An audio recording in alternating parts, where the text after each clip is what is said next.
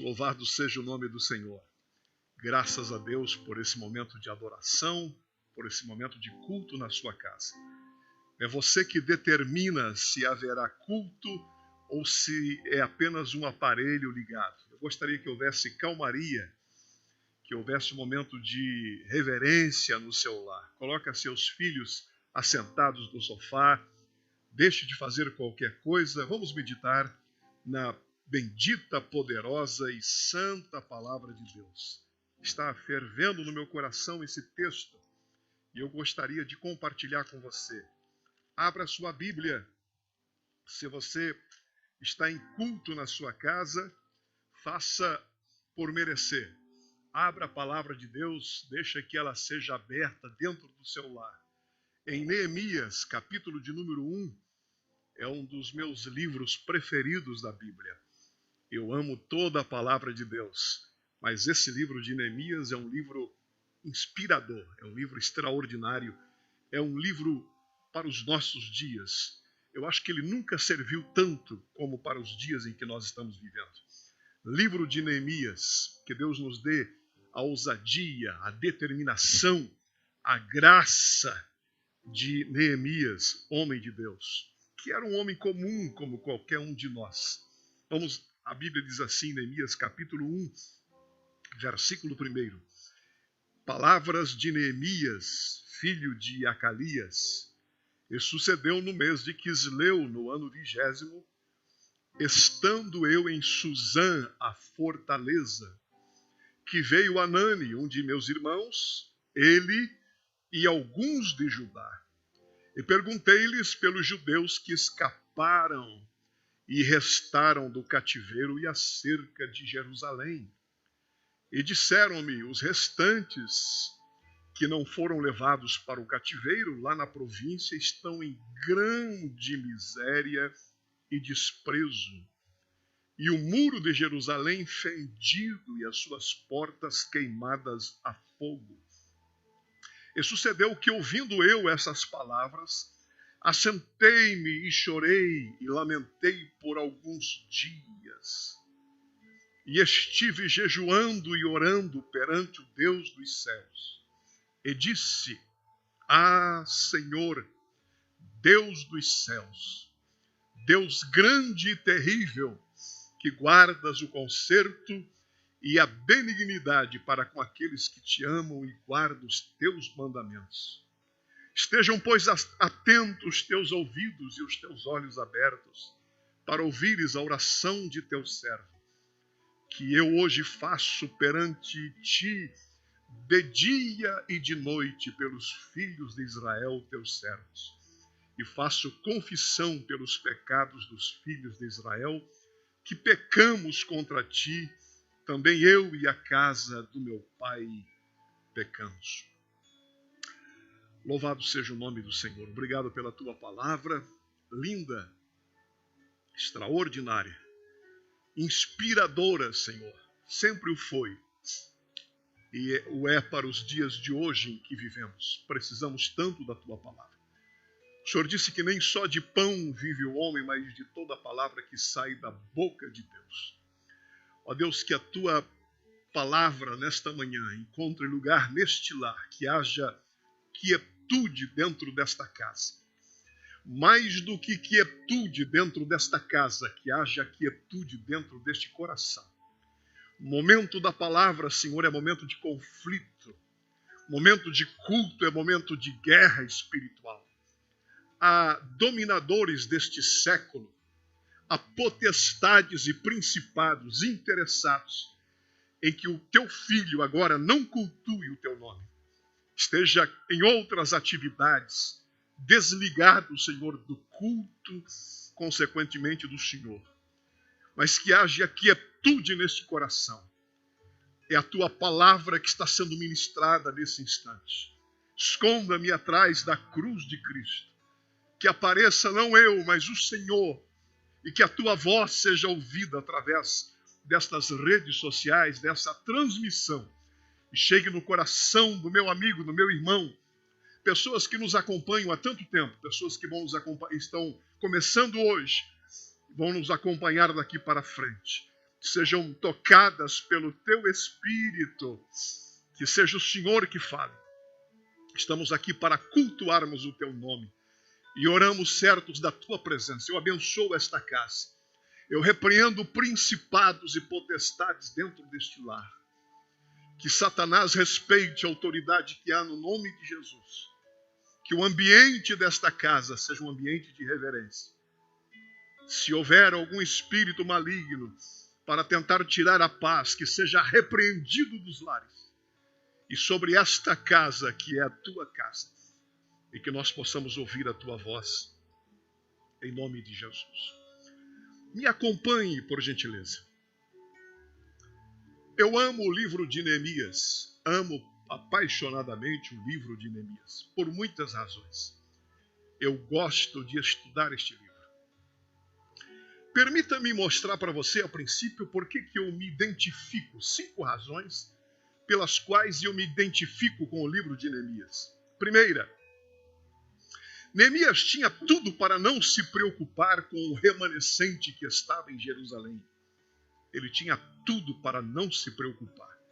Mas mesmo assim colocou a sua vida em risco por pessoas que nem mesmo ele conhecia. Isto me chama a atenção.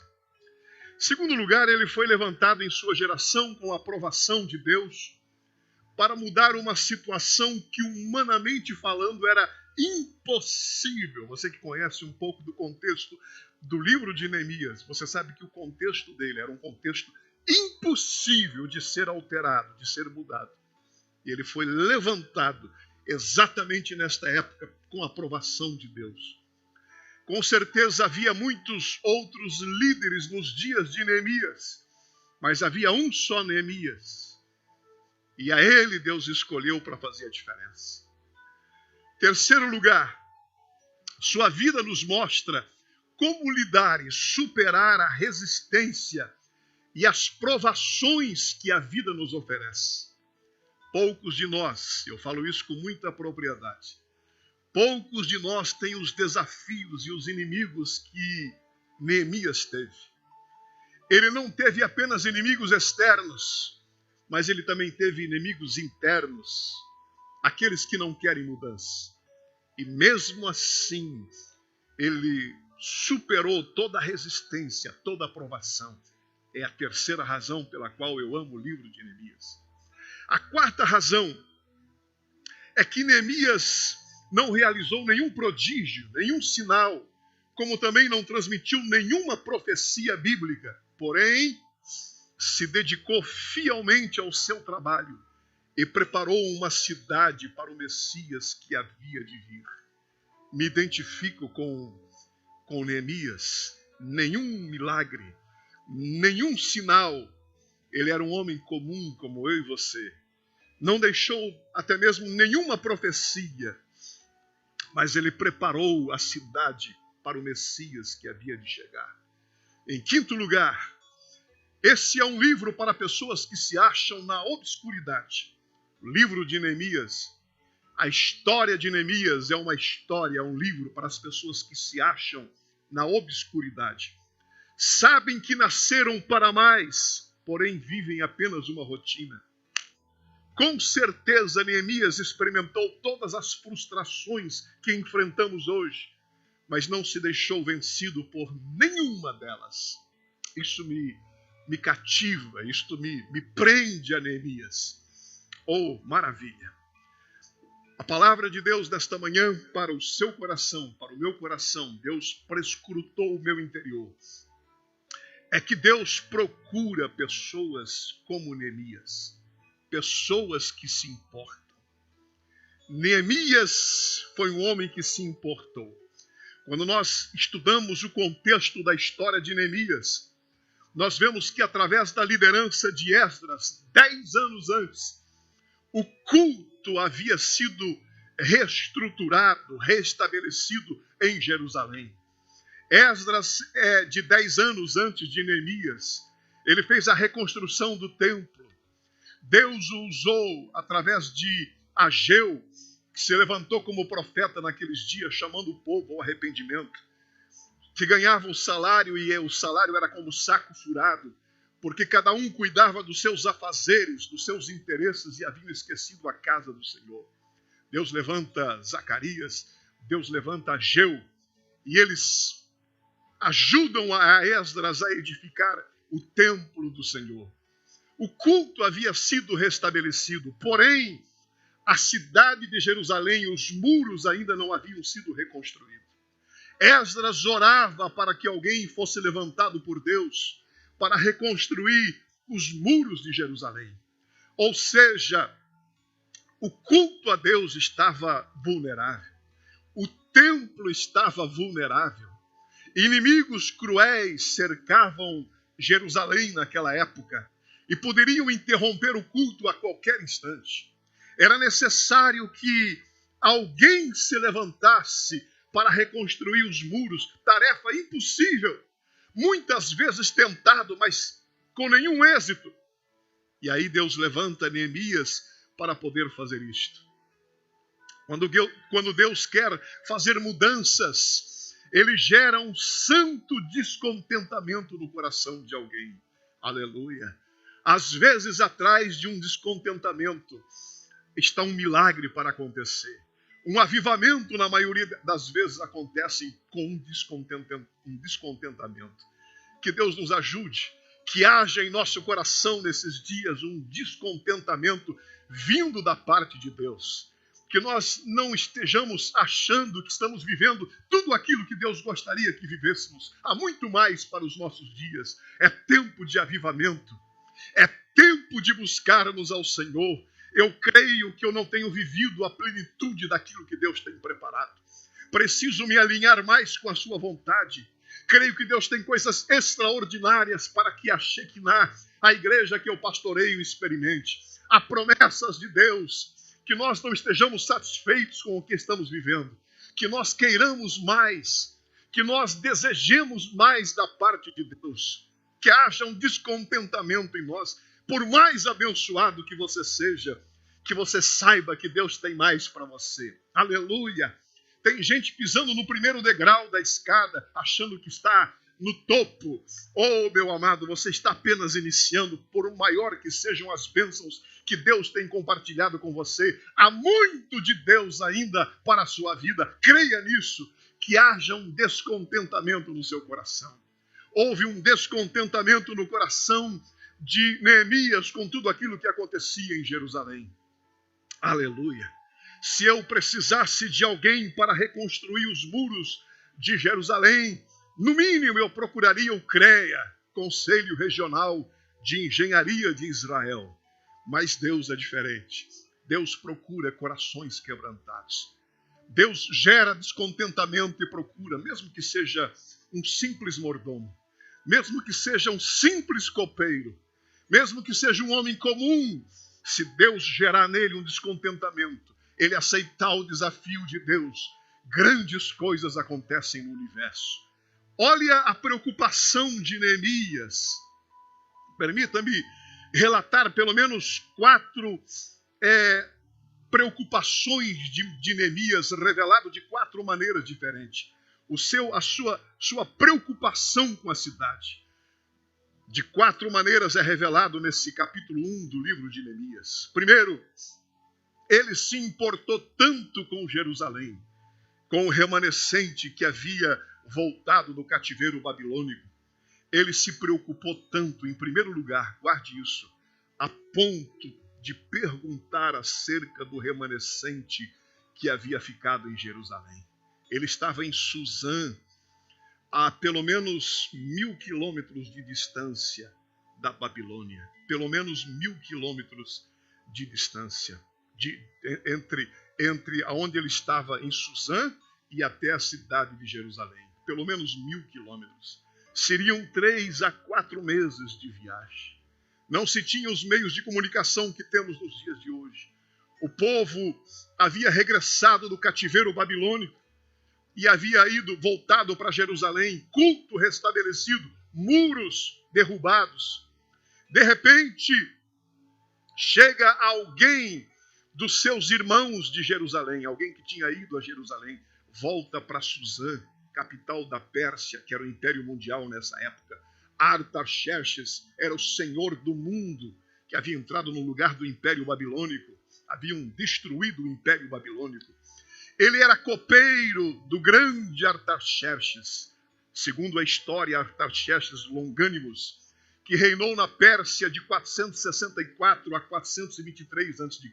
Hoje é a região do Irã, parte da Turquia e uma parte a mais do Oriente Médio. A cada refeição, o copeiro experimentava o vinho do rei para se certificar de que o mesmo não estava envenenado. Neemias era a última barreira de defesa entre o povo e o rei, para que ele não fosse envenenado. Era alguém que tinha acesso ao rei todos os dias, algumas vezes por dia. Ele tinha a capacidade de poder influenciar. A história mostra que o copeiro muitas vezes influenciava o rei, tanto para o bem quanto para o mal. Com certeza, ele era bem recompensado pelo seu trabalho. Era alguém de confiança para ocupar o cargo que ocupava em Suzã, a capital da Pérsia, para estar à mesa do rei todos os dias, para poder servir ao rei. Ele era recompensado pelo seu trabalho, de maneira que ele não pudesse ser subornado pelos seus adversários. Ele tinha uma vida bem-sucedida, agradável, segura.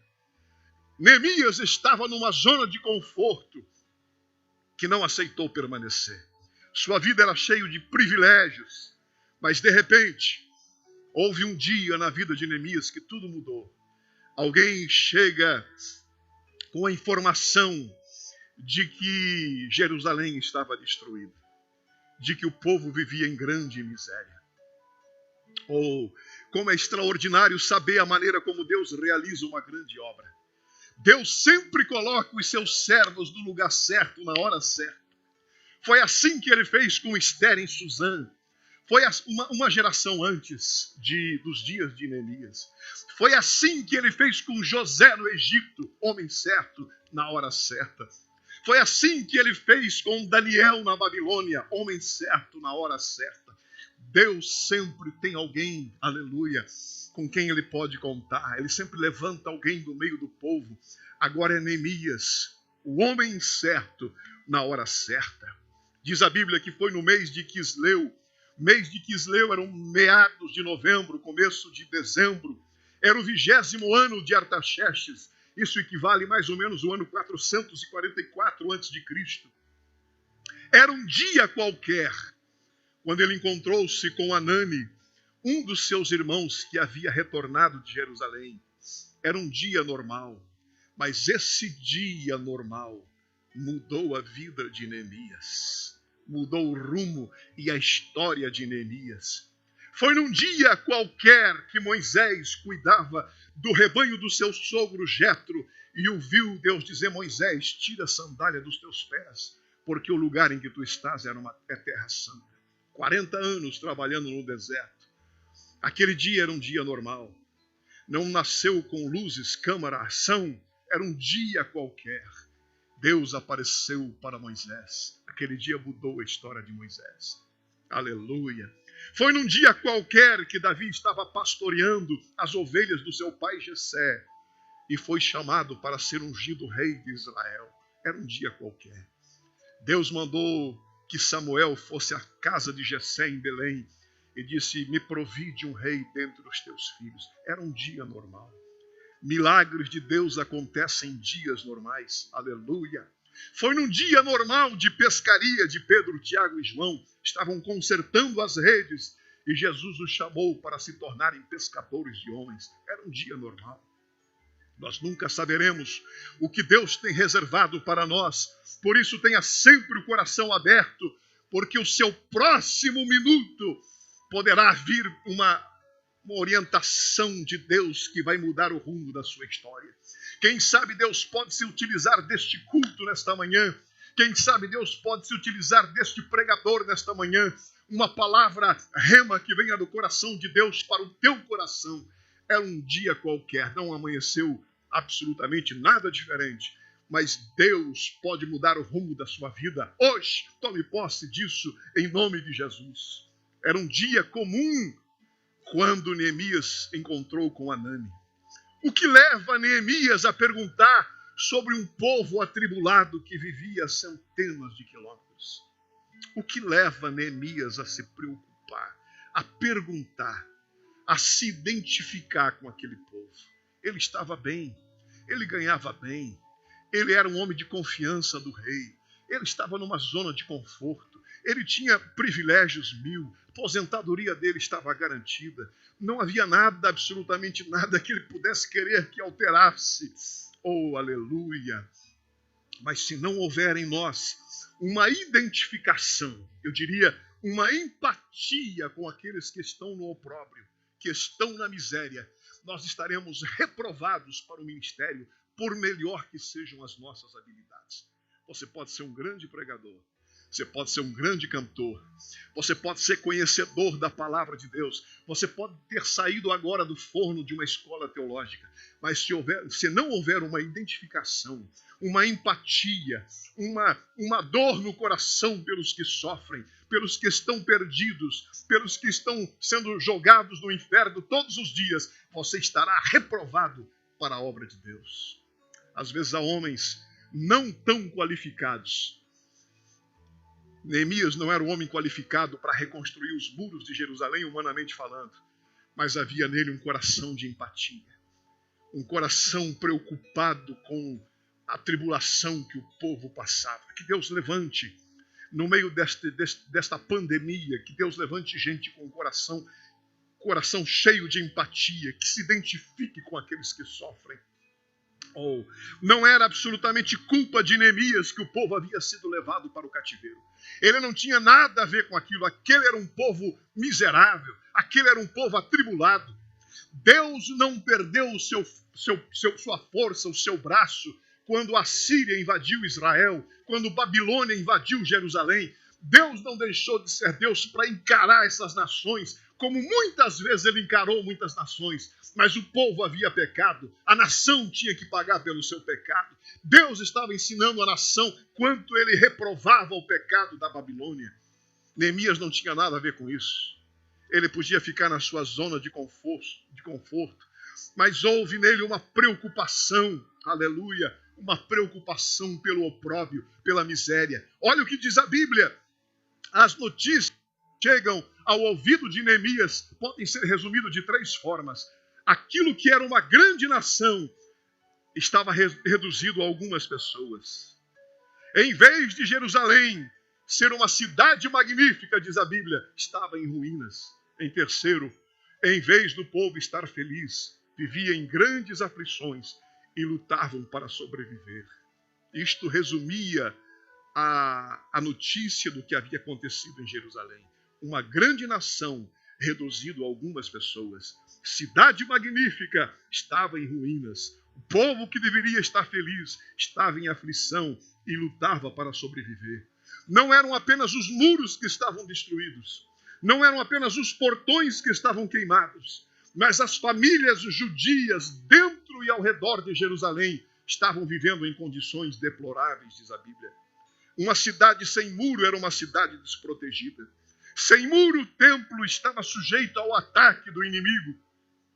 Qualquer momento, os inimigos poderiam parar o culto restabelecido por Esdras. Era a honra de Deus que estava em jogo. Era o culto a Jeová que estava em jogo. Oh, que Deus levante pessoas que se importem a ponto de perguntar como vão os irmãos lá na cidade de Jerusalém. Como estão as pessoas ao redor do mundo? Deus está procurando nesta manhã do dia 26 de abril de 2020 pessoas que se importem a ponto de perguntar como estão os países comunistas, como estão os países debaixo do hinduísmo, como está a Índia numa manhã como essa. Deus está procurando pessoas que se importem não apenas com as nações que estão longe, não apenas com as nações miseráveis, mas com as nações como a Europa, que vive um caos, não por causa da pandemia, já vivia muito tempo atrás, pela falta de Deus. Os recursos financeiros cegou as necessidades espirituais. Deus procura pessoas que se importem com a Europa. Deus está procurando pessoas que se importem com o Brasil, com o estado de miséria da nossa nação. A Bíblia diz: bem-aventurada a nação cujo Deus é o Senhor. Mas Deus não está procurando apenas pessoas que se importem com as nações. Deus está procurando pessoas que se importem com o vizinho do outro lado do corredor, do andar de baixo, do andar de cima, a ponto de perguntar como eles estão. Às vezes nós não perguntamos para não nos comprometer. Deus procura pessoas que se importam. Ontem, estando aqui na igreja, um dos pastores que trabalha conosco me disse: pastor Josias, a informação que me chega é que já são cerca de 400 pessoas que morreram em Nurque por causa da pandemia, por causa do Covid-19. 400 pessoas. 400 pessoas. A gente vive numa zona de conforto, ninguém da família foi atingido. Parece que é tão fácil ignorar tudo isso. Dizer: a vida é assim mesmo, uns vivem, outros morrem. Deus procura pessoas que se importem. Será que essas pessoas, eu voltei para casa dentro do carro ontem, dizendo: Senhor, quantas dessas te conheciam? Quantas dessas passaram por mim e talvez eu não tenha me preocupado com elas? Quantas dessas estavam no estado de pecado e eu não tive a ousadia de interpelá-los acerca da sua fé? Deus procura pessoas que se importem nesta manhã. Podemos olhar para o todo e, quem sabe, digamos, 300 mil habitantes em Lourdes. 400 morreram em alguns dias, significa 0,1%. Talvez não seja muita coisa, é muita coisa. Deus está procurando pessoas que estejam preocupadas, que se importem pelos que estão sofrendo esta hora. Tem gente lutando esta hora no hospital, tentando puxar o ar, dependendo de uma máquina de oxigênio para poder sobreviver. Que haja uma empatia no meu coração e no seu. Não é porque não são das nossas famílias, não é porque não é um filho, não é um pai, não é uma mãe, não é uma esposa, que não deve haver preocupação no meu coração. Se nós não nos preocuparmos, quem se preocupará? Se nós não chorarmos por esta gente, quem o fará? Se nós não criarmos uma empatia e não derramarmos lágrimas no altar de Deus e não intercedermos por Nurque, quem o fará? Deus não tem alternativa B, C, D, E, F. Deus tem apenas a igreja. E eu sou a igreja. Você é a igreja. Se nós não fizermos, as pedras clamarão. Que Deus desperte em você, que haja em você um coração disposto a perguntar: como vão os meus irmãos em Jerusalém? Aleluia, aleluia. Eu estou tomado pela simplicidade desta palavra. Não apenas para expô-la aqui, mas vivendo esta palavra já há alguns meses, preocupado. Que Deus me faça um intercessor pelas nações. Quantas vezes eu dobro meu joelho preocupado em orar por algumas coisas e de repente são coisas egoístas que ficam de lado. O Espírito me traz algumas necessidades urgentes que Ele tem no mundo, na terra. E alguém precisa interceder, porque Deus trabalha como resultado da intercessão do seu povo. Deus tem a mim e a você. Neemias se importou tanto com a cidade de Jerusalém a ponto de perguntar. Mas não para por aí. Eu falei que a sua preocupação foi revelada de 4 maneiras diferentes. Primeiro, ele se preocupou a ponto, ele se importou a ponto de perguntar. Segundo lugar, diz a Bíblia que ele importou-se o suficiente para chorar por Jerusalém. Ele chorou pelo remanescente. Olha o que diz a Bíblia. E sucedeu que, ouvindo eu estas palavras, assentei-me, chorei e lamentei por alguns dias. Lamentar é mais do que chorar. Chorei e lamentei por alguns dias e estive jejuando perante o Deus dos céus. A definição hebraica de choro aqui é um sinal de grande dor e tristeza.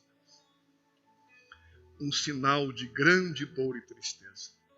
Aquilo que leva as pessoas a rirem ou a chorar revela o seu caráter. Nem sempre choro é sinal de fraqueza. O de Neemias era uma angústia, um descontentamento, uma preocupação pela honra de Deus, pela glória de Deus que estava em jogo em Jerusalém. Nem sempre choro é sinal de fraqueza. Quando Deus coloca um peso em nosso coração, é porque está para se iniciar uma grande obra. Uma reviravolta vai começar. E a maioria das vezes as reviravoltas começam, não é no momento festivo, não é no momento de contentamento, é no momento de choro, é no momento de lágrimas. Oh, que Deus nos dê lágrimas por esta cidade, que Deus nos dê lágrimas por este estado, que Deus nos dê lágrimas por esta nação, que Deus nos dê lágrima pelo Brasil. É tão fácil a gente dizer, não tenho nada a ver com isso. É tão fácil eu não ter uma empatia, eu não me preocupar com o próximo, com as nações, com aquilo que me rodeia. É tão fácil eu me trancar no meu mundinho, no meu egoísmo. É tão fácil eu olhar para o meu umbigo e que o mundo se exploda. Deus procura pessoas que se importem a ponto de chorar. Neemias, quando soube as notícias que chegaram ao seu ouvido, ou as notícias fizeram que Neemias chorasse. Um choro de angústia, um choro de preocupação pela honra de Deus, pela honra da cidade de Jerusalém, que Deus havia escolhido para ser a sua cidade. A honra de Deus estava em jogo e ele chorou por isto. Chorava sabendo que alguém precisava fazer alguma coisa por Jerusalém. Quem chora está dizendo que alguma coisa está errada. Quem chora está dizendo que não se conforma com o caos. Quem chora está dizendo que precisa reagir diante da crise. Porque é tão fácil cruzar os braços e dizer, é assim mesmo. Um dia a gente ganha, outro dia a gente perde. Olha o quanto as pessoas estão sofrendo ao meu redor, mas é assim mesmo. É fácil cruzar os braços. Mas quem chora é alguém que está reagindo diante do caos. Às vezes, as lágrimas é o ponto mais forte de alguém quando chora na presença de Deus. Porque isto vai criar uma reviravolta na sua existência. Aleluia! Eu sinto Deus aqui. Eu sinto Deus aqui. Que nós não nos conformemos com o que a pandemia está fazendo no mundo. Deus está olhando o comportamento da igreja. Ou nós sairemos aprovados ou reprovados dessa crise. Você, como família, precisa interagir, precisa repartir o que você tem, precisa ser benevolente com os de casa e os de fora, com os missionários, com a casa de Deus. Que haja uma preocupação, que você esteja chorando pela honra de Deus. Deus não depende dos nossos cultos. Se nós não nos reunirmos nos templos espalhados pelo mundo, Deus não vai entrar em crise. Deus não depende do culto de ninguém. Ele é Senhor absoluto, Deus dos céus. Existem querubins, serafins, que o adoram muito melhor do que qualquer igreja, qualquer um de nós. Deus não depende deste culto, nós dependemos. Que nós choremos pelas nossas próprias misérias, que possamos chorar ansiosos novamente por estarmos dentro do templo, preocupados com a glória de Deus, para oferecer a Ele um culto racional. Não será Deus que será abençoado, somos nós, porque Deus não depende das nossas reuniões, Deus não depende dos nossos cultos. Lágrimas são importantes para Deus, porque lágrimas revelam um coração quebrantado. Coração duro não chora. Coração insensível não chora. Só chora quem tem um coração quebrantado. É por isso que a Bíblia diz que um coração quebrantado e contrito não desprezarás, ó Deus. Que Deus nos ajude a chorar pelo motivo certo. Outra mensagem que eu prego, falo sobre choro, e eu digo, às vezes choramos pelo motivo errado. Choramos porque o Flamengo não foi campeão mundial. Choramos porque o Atlético perdeu. Choramos porque não deu certo um negócio nosso. Choramos pelo motivo errado. Que Deus nos ajude a chorar por Deus, pela sua honra, pela sua glória, pela nossa miserabilidade. Que choremos pelos nossos pecados. Que lindo! E sucedeu que, ouvindo eu estas palavras, chorei e lamentei por alguns dias. Oh, aleluia, aleluia, aleluia, aleluia. Que o Espírito de Deus esteja fazendo você sentir aí o que eu sinto aqui no altar. Sinto a mão de Deus sobre a minha cabeça. Choro revela preocupação, empatia. Deus procura pessoas que se importem a ponto de perguntar.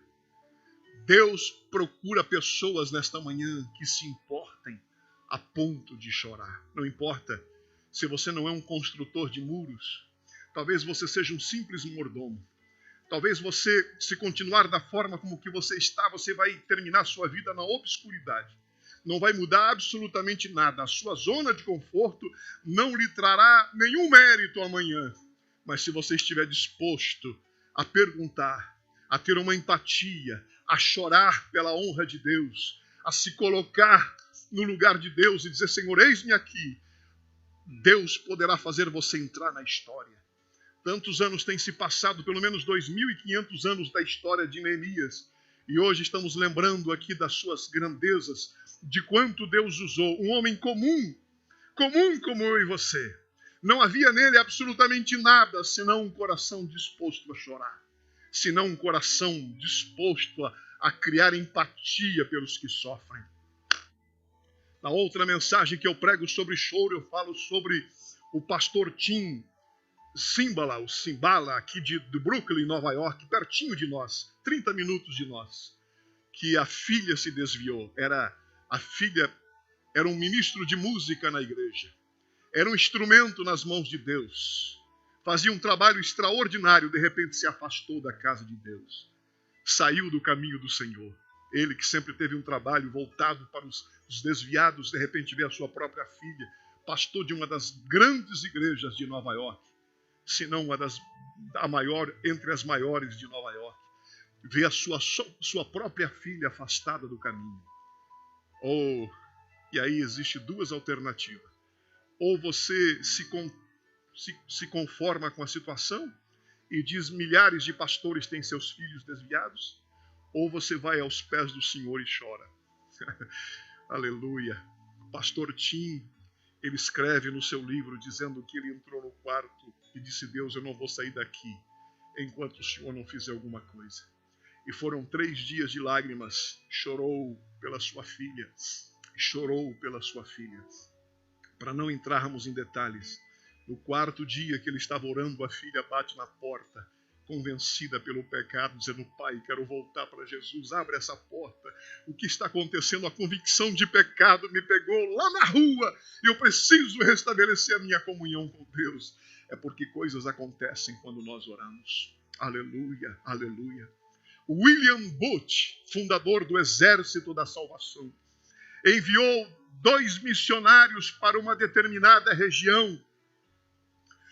Um ano depois, um deles escreve a William Booth dizendo, tira-nos daqui, esse povo é mau, esse povo tem coração duro, aqui ninguém se converte, já tentamos tudo, ninguém quer saber de Deus. William Booth escreveu na sua escrivaninha, sentou-se, pegou a caneta e escreveu a esse missionário como resposta, se você já tentou de tudo e nada funcionou, experimente chorar. Aleluia. Experimente chorar. Quando o missionário leu isso, a história conta que houve um grande avivamento naquela região, porque alguém esteve disposto a chorar por aquelas pessoas. Se você já tentou aconselhar este filho, se você já tentou mudar a vida do seu marido, você não consegue mudar nem a sua, chore diante do altar de Deus. O choro pode durar uma noite, mas a alegria virá pela manhã. Diz o hino da cantora famosa aí no Brasil, que quem chora diante de Deus não chora em vão. Louvado seja o nome do Senhor, cantora Cassiane. Quem chora para Deus não chora em vão. Se você chorar, chore para Deus. Há um poder extraordinário quando choramos na sua presença. Deus vai entrar em ação. E se Deus entrar, não tem para ninguém. Deus procura pessoas que se importem. Neemias se importou a tal ponto de perguntar como estavam seus irmãos em Jerusalém. Segundo, ele se importou tanto a ponto de chorar. E diz a Bíblia que por vários dias ele chorou e lamentou por Jerusalém. Em terceiro lugar, ele importou-se o suficiente para orar. Olha o que diz a Bíblia. Lamentei por alguns dias e estive jejuando e orando perante o Deus dos céus. Só a mensagem, ou melhor, só os versículos da oração de Neemias já nos dá belas mensagens. Quem sabe façamos outra hora. Que oração poderosa!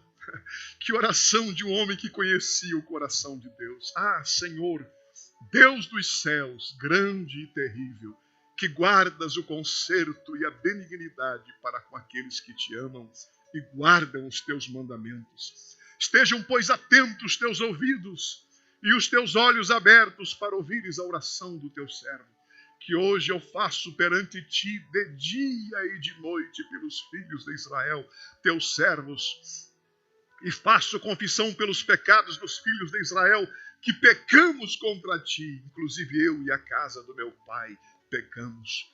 De todos nos corrompemos contra ti e não guardamos os teus mandamentos, nem os teus estatutos, nem os juízos que tu ordenastes, que tu entregastes a Moisés, teu povo. Lembra-te, pois, da palavra que tu ordenastes a Moisés, teu servo, dizendo: vós transgredireis, e eu vos espalhareis entre os povos, e vós vos convertereis a mim, e guardareis os meus mandamentos, e os fareis. Então, ainda que os vossos rejeitados estejam no cabo do céu, de lá os ajuntarei e os trarei ao lugar que tenho escolhido para ali fazer habitar o meu nome. Estes ainda são os teus servos. Oh, meu Deus, que oração! Te entristeceram, pecaram contra ti, são iníquos, estão em grande miséria, mas eles ainda são os teus servos.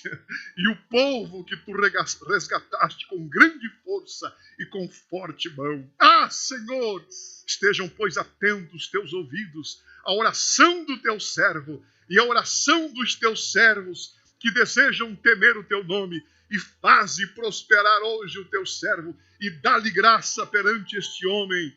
Aleluia, aleluia, aleluia e aleluia. Que oração extraordinária, que oração. Olha o que oração faz. Ele se preocupou tanto, ele se importou tanto com Jerusalém, a ponto de perguntar, a ponto de chorar, a ponto de orar. Ele orou durante 4 meses. Diz a Bíblia que do mês de Quisleu até o mês de Nisan, isso dá cerca de 4 meses, de dia, capítulo 1, versículo 6, diz assim: faço oração perante ti de dia e de noite. Deus está procurando pessoas que se importem a ponto de orar. Orar pelos que estão sendo atingidos por essa pandemia. Orar pelos que estão precisando de ar nos hospitais. Orando pelos profissionais da saúde. Orando pelos serviços essenciais que estão colocando em risco a sua vida. Deus está procurando pessoas que se importem nesse momento. Eu creio que esta é uma grande oportunidade para a igreja revelar o seu caráter. Eu creio que esta é uma grande oportunidade para a igreja desempenhar o seu papel, dizer quem ela realmente é. Se ela é uma igreja que se importa, ou se ela é apenas uma igreja interesseira, a ponto de querer receber e não poder dar nada de volta. Que Deus tenha misericórdia. Esta é uma linda oportunidade para você revelar o que está dentro do seu coração. Você tem se importado pelos que estão sendo atingidos? Você tem feito alguma coisa por alguém? Você está segurando com medo do que pode acontecer, retendo aquilo que é dos missionários, aquilo que pertence a Deus? Ou que haja corações nesta manhã preocupados a ponto de orar, aleluia, pela honra de Deus. Esta é, quando você lê o livro de Neemias, você fica extraordinariamente chocado, confrontado. São 13 capítulos. Há 12 orações neste livro. Esta é a primeira das 12 orações de Neemias. Quase uma oração por capítulo. Neemias era um homem que orava. E quando falamos de homem que ora, estamos falando de homens que dependem de Deus. Pessoas autossuficientes não oram. Pessoas que sabem aonde querem chegar, não oram. Pessoas que sabem o que querem fazer, não oram. Pessoas que não dependem de Deus, não oram. Só ora quem depende de Deus, para receber orientação do Senhor. Oração não é para se obter coisas, oração é para estar alinhado, é para ter intimidade com Deus. Neemias era copeiro do rei, mas era um homem, a sua oração revela um homem de intimidade com Deus. Um homem que conhecia Deus, não apenas de ouvir falar, mas que havia experimentado Deus no seu recôndito, no seu profundo, no seu oculto. Louvado seja Deus. As nossas orações muitas vezes revelam quem nós somos. Que Deus tenha misericórdia. Esse é assunto para outra hora. Como um consolador, Neemias viveu perto das pessoas, mas como intercessor ele viveu perto de Deus. Era um homem extraordinariamente ocupado, mas não tão ocupado a ponto de negligenciar o seu tempo com Deus. 4 meses servindo o rei, indo na mesa do rei algumas vezes por dia, mas de dia e de noite orava eu. 4 meses. Do mês de Quisleu até o mês de Nisan, de dia e de noite. Nós às vezes não valorizamos e desconhecemos, mas o diabo sabe o poder que tem. E um dos truques do diabo é nos manter ocupado a ponto de que não tenhamos tempo para orar. É bem provável pessoas que diziam que não tinham tempo para orar, que agora estão em casa, também não estejam orando. Porque a questão não é questão de tempo, é questão de prioridade. Sempre nós temos tempo para aquilo que é prioritário em nossa vida. Sempre temos tempo. Se alguém gosta de animais de estimação, terá tempo para ele. Se alguém gosta de pescaria, terá tempo para a pescaria, por mais ocupado que seja. Se alguém gosta de caça, vai ter tempo para caçar. Nosso problema não é falta de tempo, é falta de prioridade. Talvez não amemos a Deus o tanto que nós pensamos que amamos. Que Deus tenha misericórdia de nós. Um dos truques de Satanás é nos manter tão ocupado a ponto de não termos tempo para orar. Se Neemias não fosse um homem de oração, ele não faria o que fez. Se Neemias não fosse um homem de oração, Deus não teria quebrantado o coração do maior homem da época, politicamente falando, Artaxerxes Longânimos. Homem poderoso, a sua palavra era palavra de vida ou de morte. Ele mandava no mundo inteiro da época, havia destronado Nabucodonosor, a geração de Nabucodonosor, seus netos, havia destronado o império da Babilônia, agora ele era o Senhor. Ele mandava no mundo inteiro. Mas Deus, através da oração de Neemias, preparou o coração daquele homem para prover a permissão para ele ir até Jerusalém. E não somente isso, para lhe dar guardas. E não somente isso, para lhe dar recursos. E não somente isso, provisão de toda a espécie. Porque oração move o coração de Deus. Aleluia! Não foi a habilidade de Neemias, não foi a linguística de Neemias, a ousadia de Neemias, foi a oração de Neemias que fez com que Deus tocasse no coração daquele rei. Aquele rei colocou o reino à disposição, colocou a Pérsia à disposição de Neemias e disse: vá cuidar dos seus irmãos, o que você precisar eu vou prover. E Neemias fez o que fez, porque Deus usa o corvo para abençoar o profeta. Aleluia! Alguém dá um glória aí na sua casa. Deus pode usar alguém que você nem imagina. Deus pode quebrantar o coração deste homem, desta mulher, desta nação, porque Ele é Deus. Ele ainda está sentado no trono, Ele é Senhor. Mesmo em época de pandemia, Ele ainda manda. Louvado seja o nome do Senhor. Quando o homem trabalha, mas quando o homem ora, Deus trabalha. Que Deus possa fazer de mim e de você pessoas de oração. Aliás, se haverá uma coisa que vamos lamentar na eternidade, é o pouco tempo que gastamos em oração. Falamos muito em oração e oramos muito pouco. Eu vou terminar esta palavra com a última preocupação de Neemias, a última maneira que revela como ele se importou. Primeiro, ele se importou a ponto de perguntar pelos seus irmãos em Jerusalém. Segundo, ele se importou a ponto de chorar pela honra de Deus e pelos irmãos que viviam em grande miséria, pela cidade do grande Deus em Jerusalém. Aleluia. Houve uma identificação. Ele se colocou no lugar do povo e chorou pelo povo. Pediu perdão pelo povo. Ele se incluiu no meio. Ele não tinha nada a ver com aquilo. Não foi ele que pecou. Haviam sido seus pais. Mas houve uma identificação entre Neemias e aquele povo. Aleluia. Terceiro lugar, ele se importou tanto a ponto de orar por Jerusalém, por aquele estado de miséria. Em último lugar, e eu termino nesta manhã, certo de que Deus está falando com alguém. Pregador, quando prega, sabe quando Deus está usando ele. E eu sei que Deus está me usando para falar. Não quero like, não quero que meu nome saia. Eu quero que Deus mude a sua história.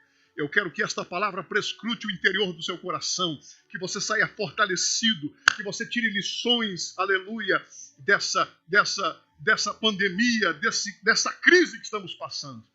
Deus permite situações. Esta semana, não disse para minha esposa, não disse para ninguém, essa semana bombardeio, eu não sei se é porque eu estou ensinando sobre Efésios 6, mas parece que eu fui bombardeado na minha mente pelo diabo de todas as formas. Ou se não é a armadura de Deus. E eu tenho certeza que esse bombardeio se deve também para poder não chegar aqui, porque eu tive vontade de pedir para que alguém viesse, colocar uma mensagem, mas Deus me trouxe aqui para trazer esta palavra ao seu coração nesta manhã, e eu sinto a unção do Espírito de Deus para que coisas mudem na sua história, para que Deus levante você, aleluia, quem sabe você esteja na obscuridade, você seja tão comum, tão normal quanto Neemias.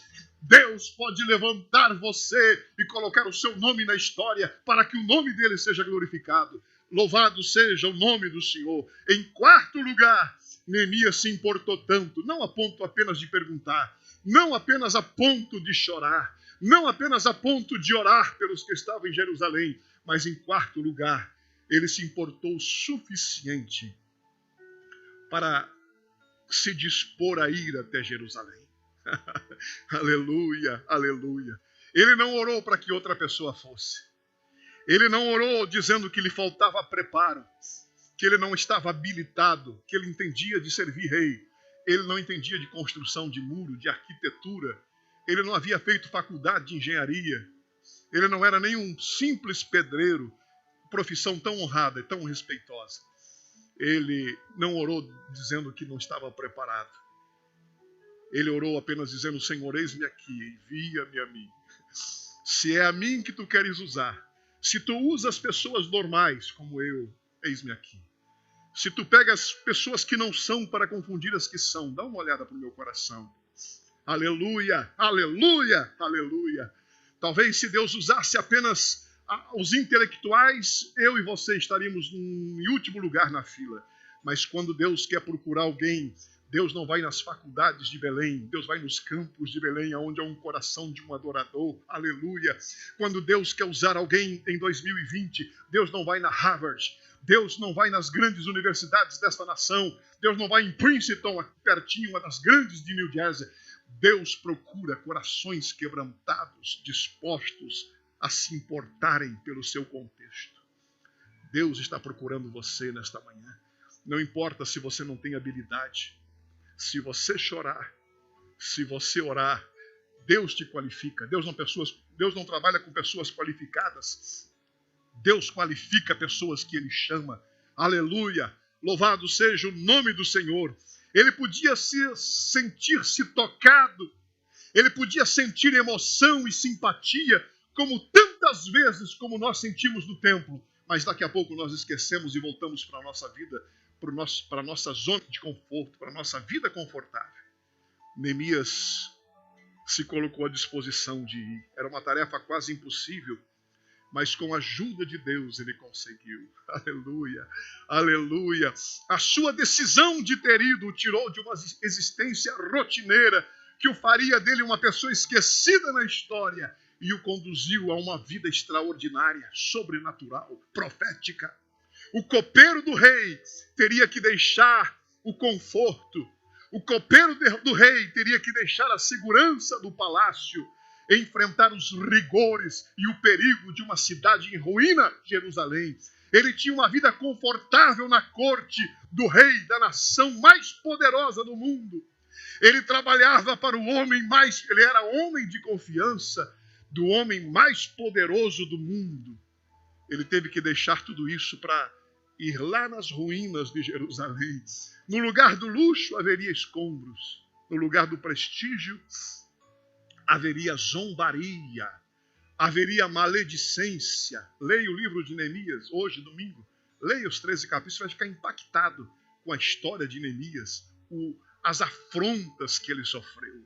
Os inimigos que se levantaram, inimigos externos, inimigos internos, pessoas que estavam do seu lado, se levantaram contra ele, favoreceram os inimigos de fora, trocavam informações, gente que se levantou para trazer uma falsa profecia, para que ele se corrompesse, gente que foi corrompida para profetizar em nome do Senhor, para tirá-lo da linha, para tirá-lo do propósito.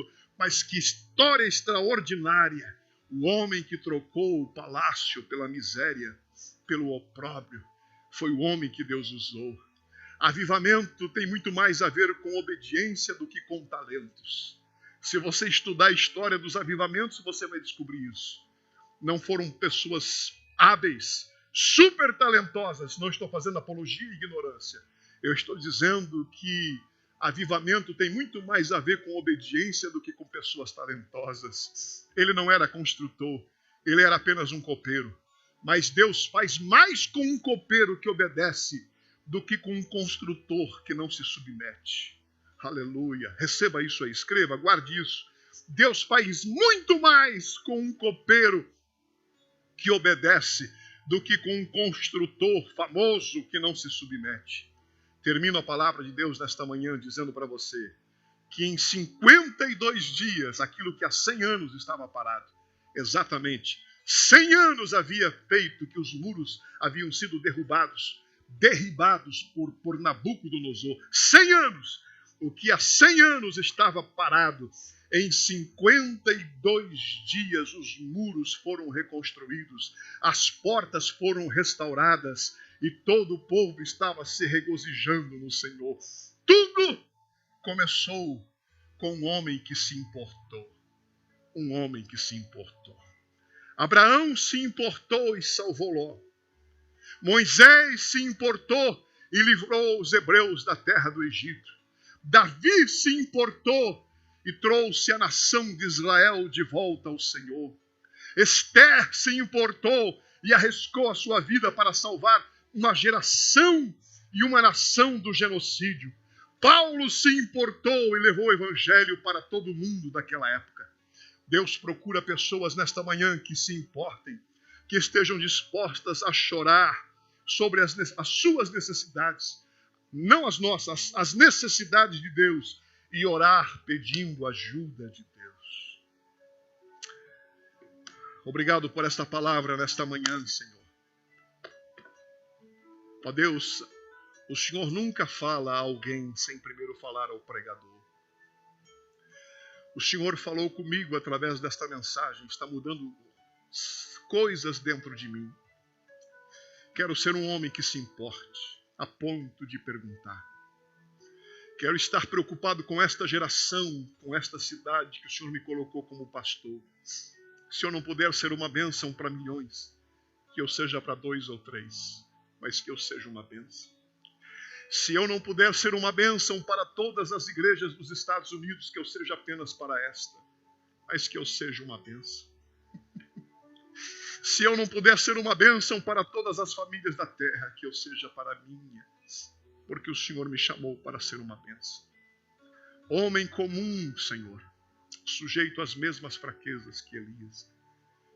Mas Tu podes nos levantar e Tu podes fazer com que o Teu nome seja glorificado. Ajude-nos a estar preocupados com a Tua honra. Ajuda-nos a estar preocupados com a Tua glória e com a nova Jerusalém. Ajude-nos, levante-nos como instrumentos das Tuas mãos, Senhor, para fazermos a diferença nessa hora.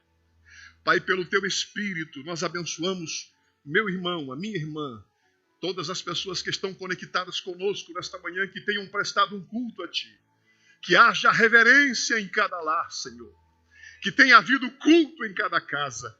Que esta palavra penetre até a divisão da alma, do espírito, juntas e medula, do meu irmão e da minha irmã. Que mude a nossa estrutura, que traga a nossa preocupação, empatia com o nosso contexto. Que nos traga lágrima aos nossos olhos e que nos traga um espírito de oração, aleluia, e um espírito de disposição a ponto de irmos aonde quer que o Senhor queira que estejamos. Porque não existe lugar mais seguro que alguém possa estar do que a tua vontade. Obrigado por esse momento, obrigado pela tua palavra, obrigado por esta igreja. Usa a Shekinah, os membros dela. Ó Deus, não deixa ninguém congregar nesta casa que não tenha um espírito missionário.